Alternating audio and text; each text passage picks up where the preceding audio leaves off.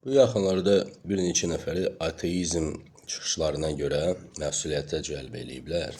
Bilirsiniz, bir tərəfdən mən düşünürəm ki, doğrudan biz 21-ci əsrdə yaşayırıq və hər adamın öz fikri var. Amma bir tərəfdən düşünürəm, insanları kimin ki fikirlərinə, həyat davranışına bu sözlər, bu məqamlar çox toxunur. Hansız milyonlarca insanlar Azərbaycanımızda da öyrəşiblər artıq bu formatda yaşamaq. Kiminsə ailə üzvləri rəhmətə gedir. 7-si, 40-ı, ili, kimsə indiyənə qədər onlara dua edir. Kimlərsə məscidlərə gedirlər, namaz qılırlar.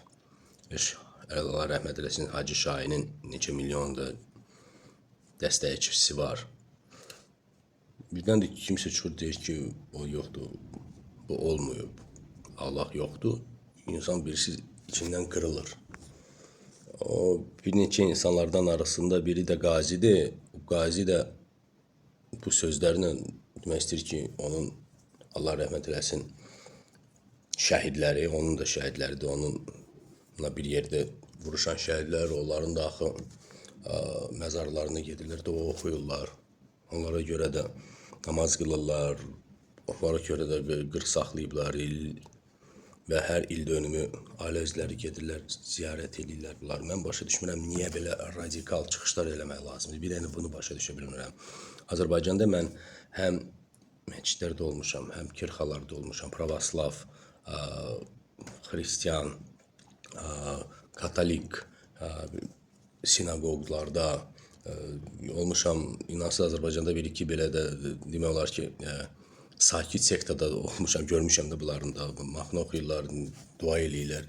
Hər insanın öz inamı var. Həqiqətən insana demək ki, sən inanma yoxdur, həm də bunu ağılla deyəndə insan qırılır içindən.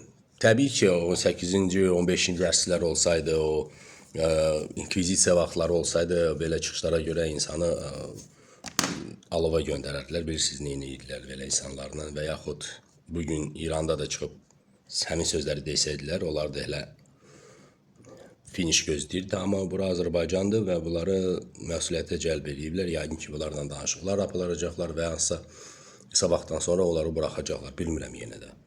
Məncə, inanmaq və inanmamaq insanın öz şəxsi işidir. Öz şəxsi. Kimsə inanır, kimsə inanmır. Kimsə namaz qılır, kimsə qılmır.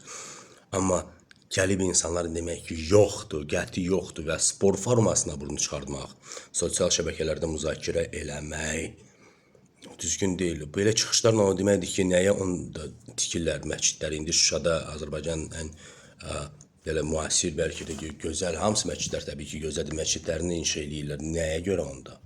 Yoxdursa, nəyə görə insan, kimə dua eləyirlər, onda nə üçün yaşasınlar?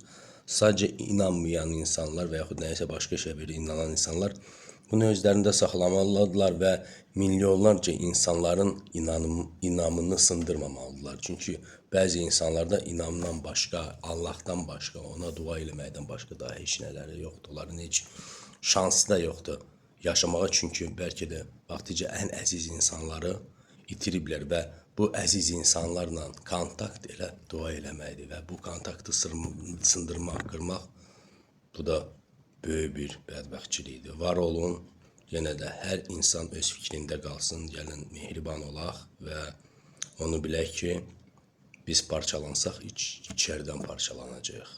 Xahiş eləyirəm, belə eləməyək. Təşəkkürlər.